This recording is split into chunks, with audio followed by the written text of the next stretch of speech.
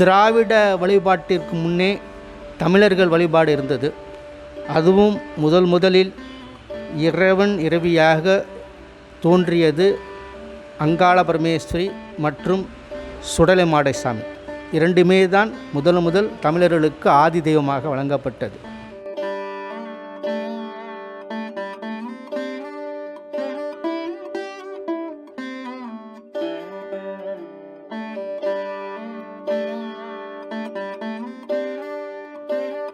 அங்காளம்மன் என்பது மேல்மலையனூர் தலைமை ஸ்தலமாக கொண்டு அங்கு புத்து வடிவமாக நாகமாக தோன்றிதான் அம்பாள் உருவாகினாள் என்று ஒரு ஐதீகம் இருக்கிறது. இன்னும் 7 அடி உயரமுள்ள புத்து ஒன்று இருக்கிறது.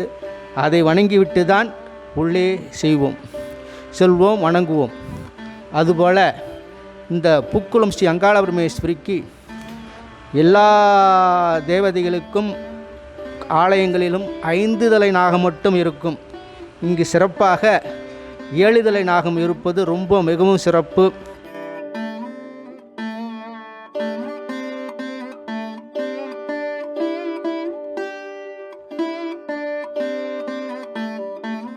அதுவும் அருமையான அவருடைய கைவண்ணத்தால் இந்த 7 தலை நாகத்தை உருவாக்கியுள்ளார்.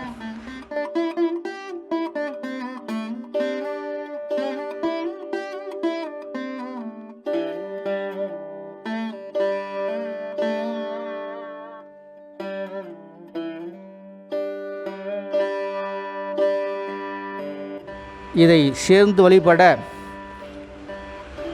வேண்டுபவர்களுக்கு வேண்டிய வரமும் நம்ம தோஷங்களும் போக்கி நல்ல குடும்பஸ்தானமும் நல்ல மனைவி மக்களும் நல்ல செல்வ செழிப்போடும் இருக்க எல்லாமல்ல அங்காள பரமேஸ்வரியும் 7 தலை நாகரையும் வேண்டிக் கொள்கிறேன். வணக்கம்.